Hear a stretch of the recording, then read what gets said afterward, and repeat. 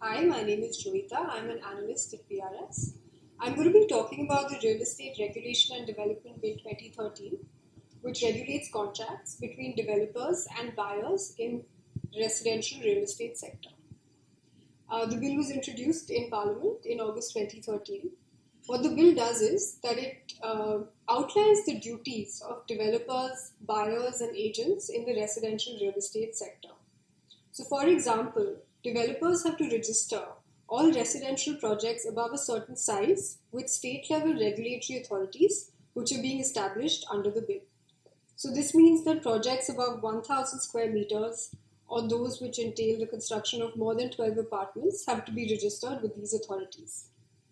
In order to register, the developer has to provide details such as a copy of the commencement certificate, the layout of the project, etc.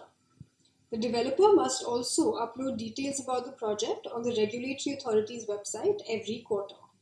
The bill also requires that developers maintain a separate account in which 70% of the total amount collected from buyers for the project is kept. Now, this amount must only be used for construction of the project. However, the bill also gives the states the flexibility to reduce this amount to less than 70%. The developer must enter into a written agreement with the buyer if an advance payment of more than 10% of the cost of the property is taken. Finally, at the end of the project, the developer has to obtain a completion certificate from the local authority and make it available to the buyers.